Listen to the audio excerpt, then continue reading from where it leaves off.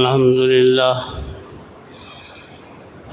لله نحمده ونستعينه ونستغفره ونؤمن به ونتوكل عليه ونعوذ بالله من شرور أنفسنا ومن سيئات أعمالنا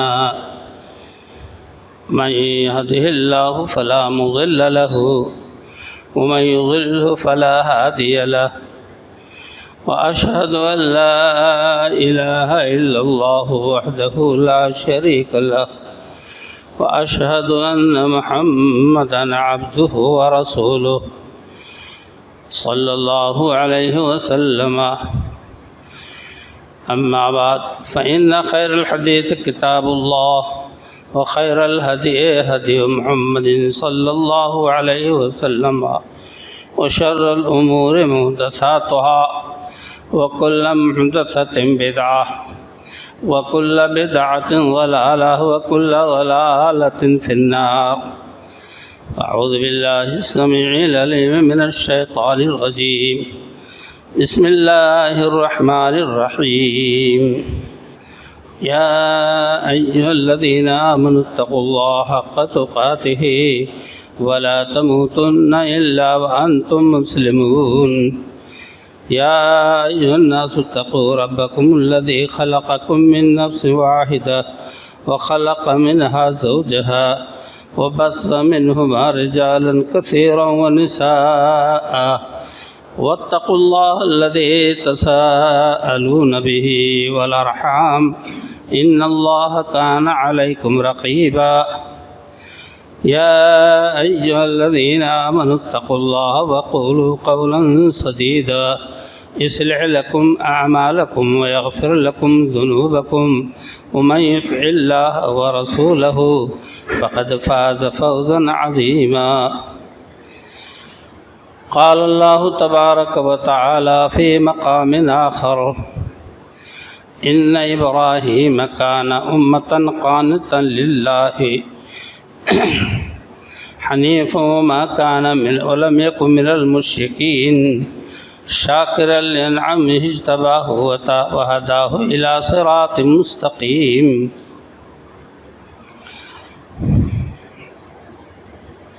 وآتيناه في الدنيا وإنه في الآخرة لمن الصالحين. ثم أوحينا إليك أن اتبع ملة إبراهيم حنيفا وما كان من المشركين. اللہ جل شانہ کی عظمت و بزرگی اور حمد و ستائش، کبریائی و بڑائی کے بعد بے شمار درود و سلام ہوں امام الاولین والآخرین سید الرسول جناب محمد رسول اللہ صلی اللہ علیہ وسلم کی ذات مبارکہ پر. محترم حضرات،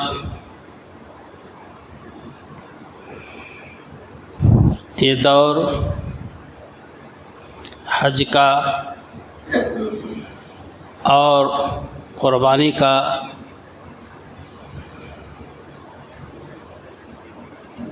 زمانہ چل رہا ہے کہ اس کے مسائل آپ کے سامنے رکھے جائیں، لیکن جن وجوہات کی بنیاد پر جس کے ذریعہ اللہ تعالیٰ نے بہت سے مسائل حج و قربانی کے بیان فرمائے، اس ذات گرامی سیدنا جناب ابراہیم علیہ السلام کی شخصیت کے مناقب و مراتب آپ کے سامنے ضرور ہونے چاہیے. قرآن کریم جن کے بیان سے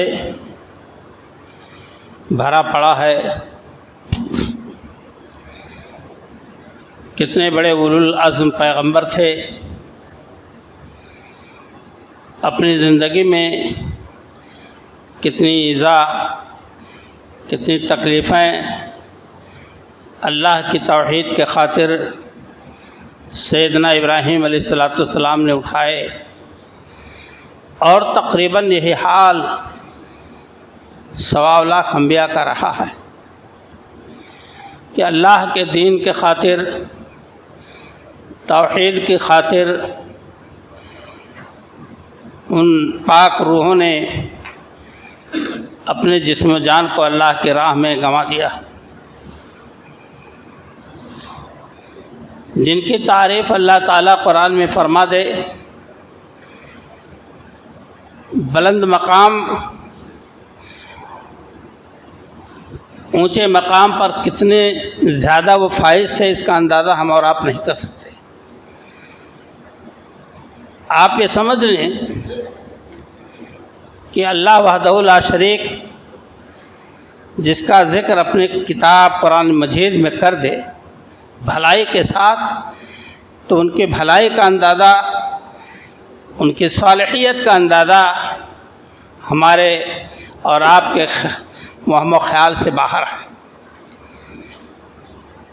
اصحاب کہف کا ذکر خیر اللہ نے قرآن میں فرمایا، انہم فتیۃ آمنوا بربہم وزدناہم ہدی، وہ چند نوجوان تھے جو اللہ کی ذات پر ایمان لائے، اسی امانت کی حفاظت کے لیے انہوں نے اپنے شہر کو چھوڑا، اپنے وطن کو چھوڑا، اور ایک غار میں جا کر سو گئے، جس کا ذکر قرآن کر رہا ہے۔ اور جب جس کا ذکر قرآن کر دے ایمان کی، صالحیت کی، تو اس کے مقام کا اندازہ ہم آپ نہیں کر سکتے۔ میرے دوست اور بھائیوں، ایک باغ والے کا ذکر کیا اللہ نے، وہ باغ والا کتنا صالح اور اللہ کا بندہ، بندگی کس مقام پر تھا کہ ایک بادل کے ٹکڑے کو حکم ہوتا ہے جاؤ فلاں کے باغ کو سیراب کرو۔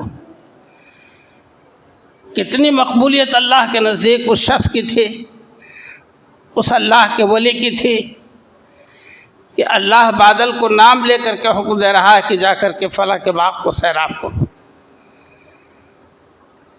اسی طرح سے قرآن میں لوگوں کا نام آیا ہے، انبیاء، صالحات، اتقیاء کا۔ آج جو میں نے تلاوت کی ہے، ان ابراہیم کان امۃ قانتا للہ حنیفا ولم یکن من المشرکین شاکرا لانعمہ اجتباہ وہداہ الی صراط مستقیم۔ ابراہیم علیہ السلام عبادت گزار، اللہ کے عبادت گزار بندے تھے۔ آپ کی عبادت کتنی اچھی، کتنی پیاری اللہ کے حضور تھے کہ اللہ نے خود ہی ذکر کر دیا۔ ہماری عبادات پر تو نقطے رکھے جاتے ہیں، ہماری عبادات پر تبصرے ہوتے ہیں، ٹانٹ کسے جاتے ہیں، لیکن وہ حضرت ابراہیم علیہ السلام کی عبادت کتنی مخلصانہ تھی، خوف خدا سے کتنا معمور ہوتی تھی کہ جس کو خود اللہ فرما رہا قانتا للہ، اللہ کے عبادت گزار تھے، شاکرا لانعمہ اجتباہ وہداہ الی صراط مستقیم، اللہ کی نعمتوں کے شکر گزار تھے۔ آج ہم میں یہ بات نہیں ہے، نہ عبادت میں گرم جوشی ہے، نہ اخلاص ہے، نہ خوف خدا، نہ خشیت الہی ہے،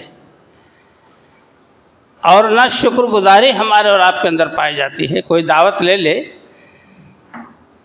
تو 50 لوگ 50 قسم کی باتیں کرتے ہیں، ناشکری کی دلیل ہے ہماری، ایسا نہیں تھا، ویسا نہیں تھا، یہ ہونا چاہیے، وہ ہونا چاہیے۔ اور اس کے علاوہ بھی جو اللہ جس حال میں رکھے اس پر ہماری اور آپ کی شکر گزاری ہونی چاہیے، اللہ جس حال میں رکھے۔ ابراہیم علیہ السلام میں شکر گزاری کا کتنا بڑا جذبہ تھا کہ اللہ خود فرما رہا ہے ہماری نعمتوں کے شکر گزار تھے. پورے جسم میں اللہ کی نعمتیں سیٹ ہیں، فٹ ہیں، ہم اسی کا شکریہ نہیں ادا کر پائیں گے. ایک گلاس پانی کا شکریہ نہیں ادا کر پائیں گے.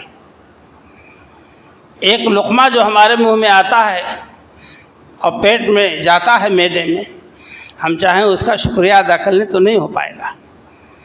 میرے دوستوں اور بھائیو، اجتباہ ہو وحدہ ہو الی صراط المستقیم، انہی خصوصیات کی بنا پر اللہ نے انہیں چن لیا، منتخب کر لیا اور صراط مستقیم کی رہنمائی کر دی. حضرت ابراہیم علیہ السلام کے بارے میں جو مشہور ہے کہ جب بادشاہ وقت بچوں کو قتل کرتا تھا کہ میرا تخت سلامت رہے، تو اس خوف سے ان کی ماں نے ایک کھوہ میں جا کے جنا پیدا کیا، وہیں ان کی پرورش ہوئی. لیکن قرآن کریم کے بیان کے مطابق کہ جو آپ نے اپنی قوم سے خطاب کر کے کہا، اس سے تو پتہ چلتا ہے کہ ایسی کوئی بات نہیں تھی کہ آپ کو غار میں آپ کی ماں نے جنا. یہ ہو سکتا ہے، لیکن اور جو واقعہ ہے قرآن کریم کے بیان کے مطابق، آپ نے جب ہوش سنبھالا تو دیکھا آپ کی قوم سورج کی، چاند کی، ستاروں کی پوجا کرتی ہے. معرفت الہی تک پہنچنے کا ذریعہ ہو گیا وہی مشرکانہ عمل، آپ کی قوم کا مشرکانہ عمل آپ کو صراط مستقیم پر لا ڈالا. دیکھا کہ یہ ہماری قوم ستاروں کی پوجا کرتی ہے، زہر و مریخ کی پوجا کرتی ہے. تو ایک رات یہی کہا کہ فلما را القمر، جب چاند کو دیکھا، فلما را کوكبا قال هذا ربی، ستارے کو دیکھا تو کہا یہ میرا رب ہے. فلما افلا قال لا احب الافلین، جب وہ مات پڑ گیا، غائب ہو گیا، تو حضرت ابراہیم علیہ السلام نے وہیں ایک نقطہ پکڑا کہ میں ڈوبنے والوں کو، مات کھانے والوں کو، تھک ہار جانے والوں کو میں پسند نہیں کرتا. جب چاند نکلا اپنی آب و تاب کے ساتھ، اس کے روشنی پورے عالم کو جب منور کرنے لگی تو کہا یہ میرا رب ہے. چلو یہ میرا رب ہے، اس کی روشنی بہت زیادہ ہے. ظاہر پرستی لوگ دیکھتے ہیں، حقیقت سے بیگانہ ہو کر ابراہیم علیہ السلام نے دیکھا کہ وہ بھی مات پڑ گیا سورج کی آمد پر، تو یہ نہیں کہا کہ میں اس کو پسند نہیں کرتا. اپنے رب کو پکار کر کہا لئن لم یہدنی ربی لاکونن من الضالین، اے ہمارے پروردگار اگر تو نے میری رہنمائی کی تو میں گمراہ لوگوں میں سے ہو جاؤں گا، میری ہدایت فرما. صبح ہوتے ہوتے جب سورج طلوع ہوا پوری شان و شوکت کے ساتھ، پورے عالم کو جگمگا دیا. قال ھذا ربی ھذا اکبر. حضرت ابراہیم علیہ السلام نے کہا یہ ہے میرا رب، یہ سب سے بڑا ہے. لیکن جب دیکھا فلما افلت، اور جب وہ بھی شام کو بسیرا لے لیا، غروب ہو گیا، تو حضرت ابراہیم علیہ السلام نے اس کا بھی اللہ سے ذکر کیا. قال یا قوم انی بریء مما تشرکون. آپ نے اعلان کیا ہے میری قوم کے لوگوں، میں اس عمل سے بری ہوں، اس عقیدے سے بری ہوں جس کا تم جو اللہ کی ذات کے ساتھ شرک کرتے ہو. جسے قوم کے سامنے خطاب کیا، انی وجہت وجہی للذی فطر السماوات والارض حنیفا وما انا من المشرکین، میں نے اپنا پورا رخ اللہ کی طرف کر دیا، مولا کی طرف، جس نے آسمان کو پیدا کیا، زمین کو پیدا کیا، اور ہم مشرکین میں سے نہیں ہیں، شرک کرنے والوں میں سے نہیں۔ حضرت ابراہیم علیہ السلام تو شرک سے تمام انبیاء بیزار تھے، اس کی آنچ بھی اپنے قریب نہیں آنے دیے۔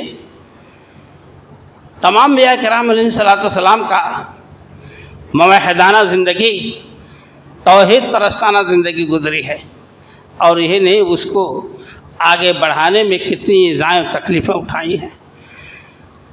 میرے دوستوں اور بھائیوں، حضرت ابراہیم علیہ السلام پکار اٹھے، انی وجہت وجہی للذی فطر السماوات والارض حنیفا وما انا من المشرکین۔ یہ حضرت ابراہیم علیہ السلام نے پکار کر کہا۔ میرے دوستوں اور بھائیوں، حضرت ابراہیم علیہ السلام نے اپنے باپ آدر سے ایسا انداز اختیار کیا ہے، ریکویسٹ کیا ہے، عرض گزار ہوئے ہیں کہ اے میرے ابا جان، بتوں کی پرستی سے باز آ جائیے، ان کی کوئی حقیقت نہیں ہے، حد تو یہ ہے کہ تم ان کو اپنے ہاتھ سے بناتے ہو، پھر اسی کے سامنے سر جھکاتے ہو، اپنے مرادوں کے لیے ہاتھ پھیلاتے ہو۔ اس سے بڑا زیادہ المیہ، اس سے بڑا زیادہ حادثہ اور کیا ہو سکتا ہے اس انسان کے لیے؟ اے میرے ابا جان، میں تمہیں اللہ کا وعدہ دلاتا ہوں کہ کل قیامت کے دن تم اللہ کو کیا جواب دو۔ سنگ دل باپ نے کہا، لئن لم تنتہ لارجمنک واہجرنی ملیہ، اے ابراہیم، میں تمہیں پتھروں سے مار کر ہلاک کر دوں گا، سنگسار کر دوں گا، اگر تمہارے عقیدے میں حائل ہوئے، ہمارے مذہبی کاموں میں تم حائل ہوئے، ہم تمہیں پتھروں سے مار مار کر ہلاک کر دیں گے۔ یہ جواب ملا باپ کی طرف سے۔ نمرود وقت سے جا ٹکرائے، یہ اولو العزم پیغمبروں کا باحوصلہ باہمت انبیاء کرام کا یہ شیوا تھا، کسی کو اپنی خاطر میں نہیں لاتے تھے۔ آج ہم لوگ لوگوں کو خاطر میں لانے کی کوشش کرتے ہیں، چاہے جیسا عمل کوئی کر ڈالے، اس پر کوئی نکتہ چینی نہیں، کوئی اس پر تبصرہ نہیں، لیکن انبیاء کرام علیہ السلام ایسے لوگوں کو اپنی ٹھوکروں میں رکھتے تھے۔ حضرت ابراہیم علیہ السلام نمرود بادشاہ وقت کے پاس پہنچے اور تعریف کی کہ میرا رب وہ ہے جو مارتا اور جلاتا ہے، اس کی یہ شان ہے۔ اس بیوقوف نے کہا، انا وحی امید، میں بھی مارتا جلاتا ہوں۔ حضرت ابراہیم علیہ السلام سمجھ گئے کہ اس بیوقوف کے سمجھ میں نہیں آ رہا ہے مارنے اور جلانے کیا مفہوم ہے۔ اللہ تعالیٰ شکم مادر میں، ماں کے پیٹ میں بچے کو پالتا ہے، زندگی دیتا ہے، پیدا کرتا ہے، پھر وہ بڑھتا ہے، پروان چڑھتا ہے، پھر وقت آیا اس کی موت ہوئی اللہ کی طرف سے۔ اس نے 2 قیدی بلائے، ایک کو مار دیا، ایک کو چھوڑ دیا، کہا میں بھی تو مارتا ہوں جلاتا ہوں، اس کو زندگی دے دی، اس کو مار دیا۔ حضرت ابراہیم علیہ السلام نے سوچا اس کے سمجھ میں بات نہیں ہے۔ فَإِنَّ اللَّهَ يَأْتِي بِالشَّمْسِ مِنَ الْمَشْرِقِ فَأْتِ بِهَا مِنَ الْمَغْرِبِ فَبُهِتَ الَّذِي كَفَرَ۔ ابراہیم علیہ السلام نے ایسی دلیل پیش کی، ایسی حجت کہ میرا رب تو وہ ہے، اللہ وہ ہے جو سورج کو پورب سے نکالتا ہے، پچھم میں ڈبوتا ہے۔ فَأْتِ بِهَا مِنَ الْمَغْرِبِ، تمہارے اندر یہ طاقت ہو، تمہارے بس میں ہو، تم پچھم سے تم سورج نکال کے دکھاؤ۔ فَبُهِتَ الَّذِي كَفَرَ، وہ کافر ہکا بکا رہ گیا، اب کیا کر، اس کے پاس کوئی جواب نہیں بنا۔ اسی کا نام ہے جسے قرآن کریم نے اللہ نے ذکر کیا ہے، وَجَادِلْهُمْ بِالَّتِي هِيَ أَحْسَنُ ادْعُ إِلَىٰ سَبِيلِ رَبِّكَ بِالْحِكْمَةِ وَالْمَوْعِظَةِ الْحَسَنَةِ وَجَادِلْهُمْ بِالَّتِي هِيَ أَحْسَنُ۔ تم ان سے مجادلہ کرو، بحث و مباحثہ کرو احسن طریقے سے، دلائل کی روشنی میں، غصہ سے نہیں، لڑائی جھگڑا سے نہیں، مار پیٹ سے نہیں، مناظرہ کرو دلائل کی روشنی میں۔ ابراہیم علیہ السلام کو اللہ نے جو عقل و شعور، علم و دانش سے نوازا تھا، اس بنیاد پر ابراہیم علیہ السلام نے پایترا بدلا اور یہ اس کے سامنے لائے کہ میرا رب تو پورب سے سورج نکالتا ہے، تم پچھم سے نکال کے دکھلا دو۔ برادران اسلام، توحید اور وحدانیت کا سکہ عالم میں جمانے کے لیے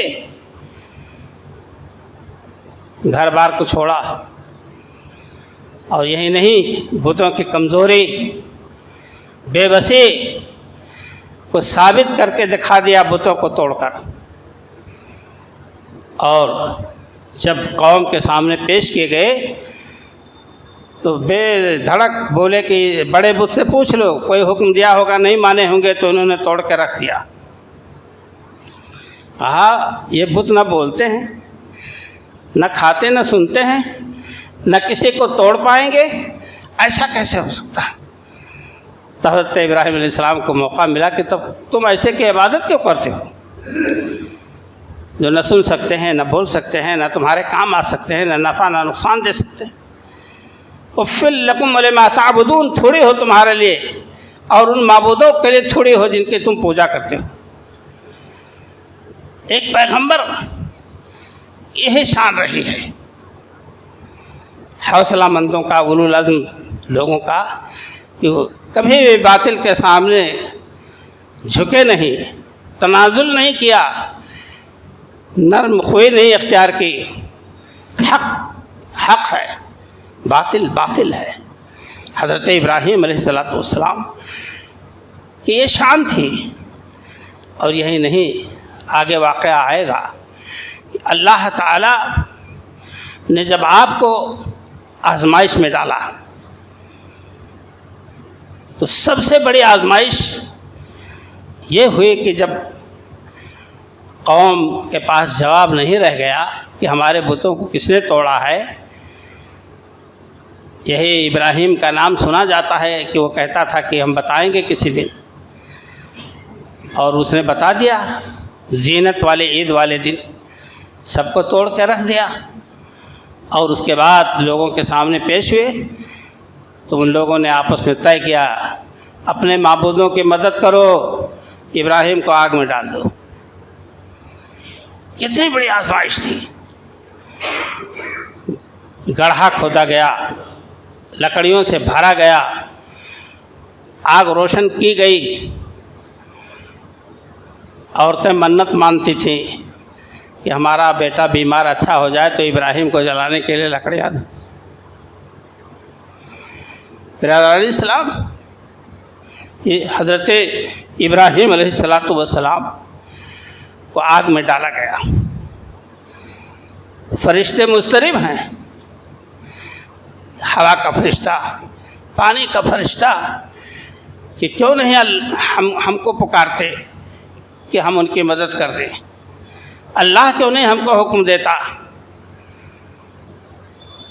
حضرت ابراہیم علیہ السلام نے فرمایا، حسبنا اللہ و نعم الوکیل، میرا اللہ مجھ کو کافی ہے، وہ بہت ہی بہترین کارساز ہے۔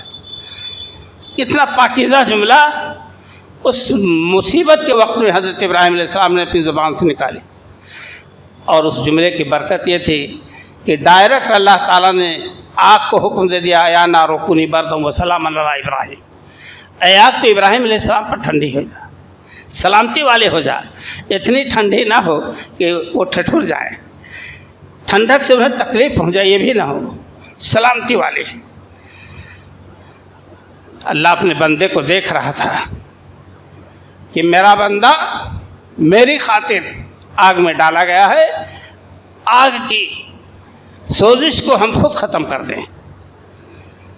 ابراہیم علیہ السلام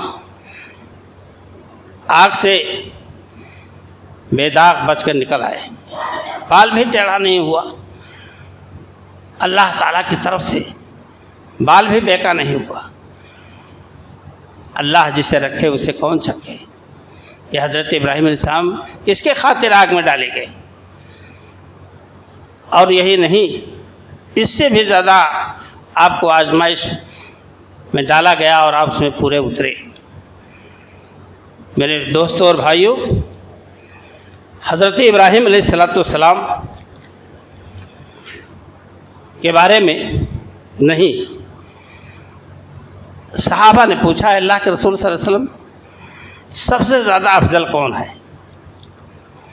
تو آپ نے فرمایا جد امجد ابراہیم علیہ السلام،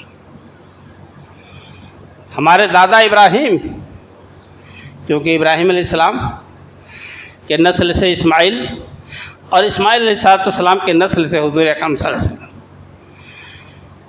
لیکن میرے دوستوں اور بھائیوں، یہ آپ کا تواضع تھا، آپ کی انکساری تھی کہ آپ نے اپنے کو فوقیت نہیں دی، اس کو ابراہیم علیہ السلام کو، جبکہ مسلمہ حقیقت ہے کہ آپ علیہ السلام کائنات میں افضل الخلائق ہے، مخلوق میں سب سے افضل، فرشتوں سے بھی، انبیاء سے بھی، لیکن آپ نے اپنا درجہ نہیں، اپنے دادا ابراہیم علیہ السلام کے درجے کو بلند فرمایا۔ ایک بار آپ نے فرمایا میرے صحابہ، تم مجھے کسی نبی پر فضیلت نہ دو، سب انبیاء ہیں، آپ فضیلت اور تعریف کے خواہش مند کبھی نہیں تھے۔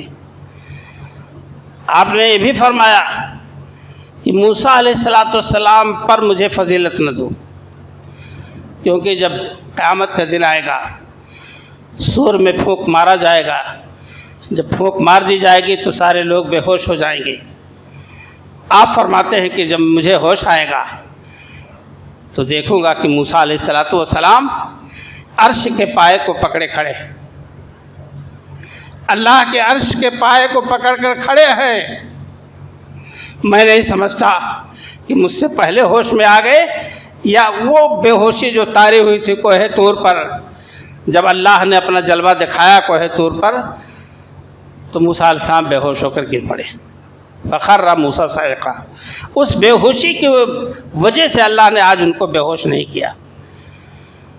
آپ فرماتے ہیں میں جب ہوش میں آؤں گا قیامت کے دن تو دیکھوں گا کہ موسیٰ علیہ السلام عرش کا پایا پکڑ کر کھڑے ہیں۔ میرے دوستو، یہ جزوی عظمتیں، بلندیاں الگ الگ طور سے انبیاء کو حاصل ہیں، لیکن میرے آقا مدنی جناب محمد رسول اللہ صلی اللہ علیہ وسلم کا جو مقام و مرتبہ ہے، آپ فرماتے ہیں قیامت کا دن آئے گا کہ انبیاء ہم پر رشک کریں گے، انبیاء کرام علیہم السلام مجھ پر رشک کریں گے۔ آپ فرماتے ہیں انا سید ولد آدم یوم القیامہ ومن دونہ تحت لوائی، کہ آپ فرماتے ہیں قیامت کے دن میں آدم کے اولاد کا سردار ہوں گا، وہ بیدی لواء الحمد، میرے ہاتھ میں حمد کا جھنڈا ہوگا، وہ آدم و من دونہ تحت لوائی، آدم اور ان کے علاوہ جتنے لوگ ہیں سب میرے جھنڈے تلے ہوں گے۔ کتنا بڑا مقام ہے آپ صلی اللہ علیہ وسلم کا۔ یہی نہیں میرے دوستوں اور بھائیوں، آپ فرماتے ہیں ایک وقت آئے گا سارے انبیاء مجھ پر رشک کریں گے۔ آہا، ارے اللہ،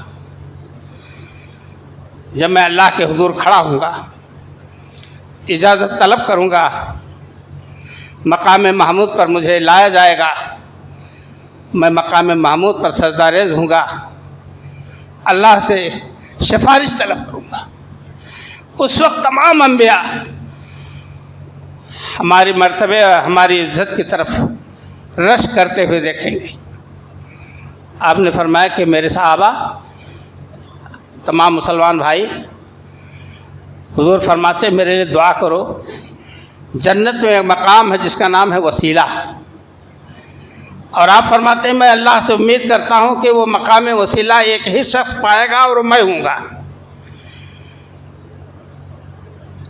اذان کے بعد اذان ہوتی ہے، جو لوگ نماز ادا کرتے ہیں دھیان خیال رہتا ہے تو ٹھہر کے اذان کا جواب دیتے ہیں۔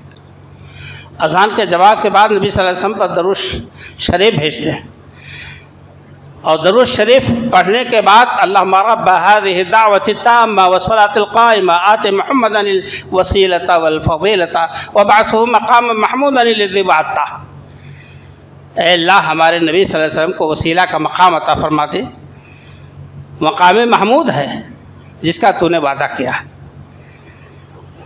پوری امت کے افراد جن کا تعلق مسجدوں سے ہے، نمازوں سے ہے، دینی کاموں سے ہے، فوراً اذان کے بعد دعا۔ آپ فرماتے ہیں جو شخص اذان کے کلمات کا جواب دے، اس کے بعد میرے اوپر درود بھیجے، اس کے بعد دعائے اذان پڑھے، قیامت کے دن میں اس کا سفارشی ہوں گا۔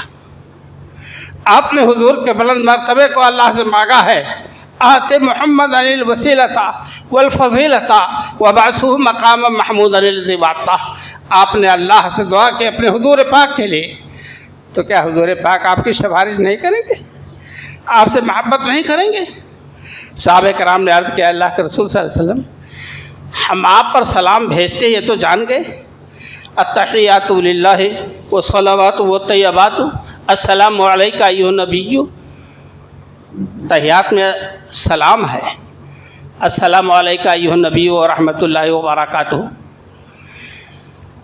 تو اور آپ پر صلات کیسے بھیجیں، درود کیسے بھیجیں؟ تو آپ نے فرمایا کہ اللہم صلی علی محمد وعلی آل محمد کما صلیت علی ابراہیم وعلی آل ابراہیم انک حمید مجید، اللہم بارک علی محمد وعلی آل محمد کما بارکت علی ابراہیم وعلی آل ابراہیم انک حمید مجید۔ اے اللہ تو رحمت نازل فرما محمد صلی اللہ علیہ وسلم پر، محمد صلی اللہ علیہ وسلم کے آل اولاد پر، تابع دار پر، کما صلیت علی ابراہیم جیسا تو نے رحمت نازل کیا ابراہیم علیہ السلام پر، ان کے تابع داروں پر۔